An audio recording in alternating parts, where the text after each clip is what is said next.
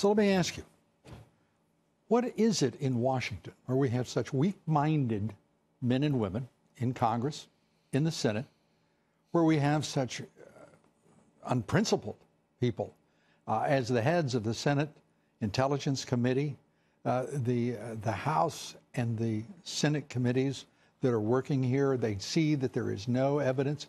Richard Burr, Senator of North Carolina, the head of the Senate Intelligence Committee, acknowledges we haven't a scintilla of evidence.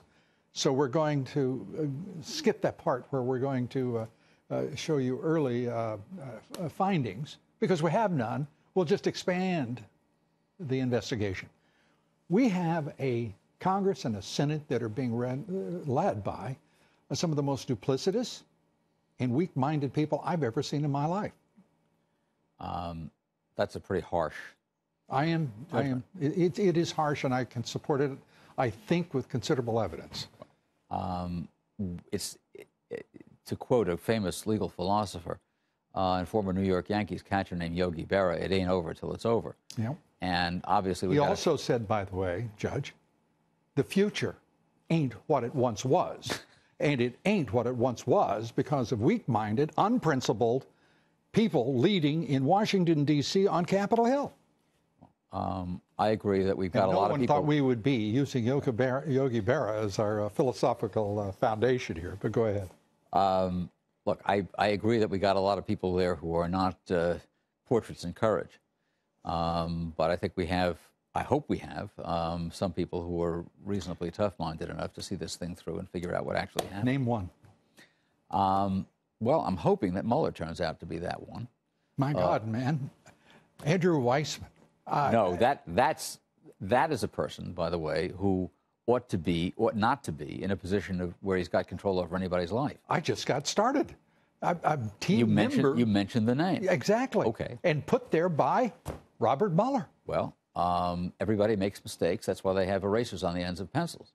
And well, that bloody eraser. hell, why is there such a low standard for a special counsel and his human-like ways, and such an attack, fierce attack on the President of the United States? Strzok is working in the Human Resources Department. Great. Now he's deciding who's going to be hired at the... Well, I'm not sure if he's making any decisions at all. Well, I'm not sure of anything. It may very well be that Andrew Weissman ought to be similarly situated. Mm-hmm. His problem is, as you know, that he not only went to a Hillary Clinton victory party, or what was supposed to be a Hillary Clinton victory party, not only wrote a ferociously fawning email to the then acting Attorney General when she committed, as far as I'm concerned, a completely lawless act in refusing to enforce the travel ban. Mm-hmm. But he is also a person who has a long history of abuse of the obstruction statute, in which he brought down a Big 8 accounting firm, only to be told by the Supreme Court that it was overreaching. At the time, it was a Big 5 accounting firm. It was Arthur Andersen. Right.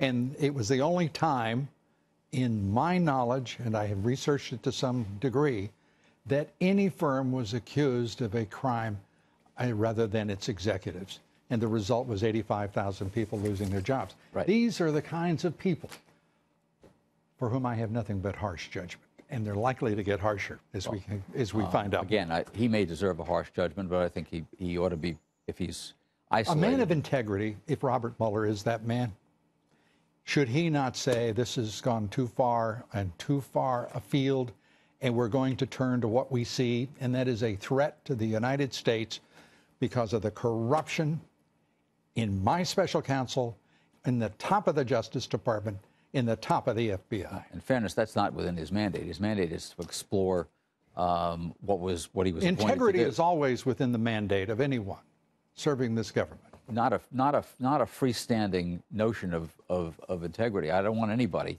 whether it's Robert Mueller or anybody else, told to investigate lack of integrity as a mandate.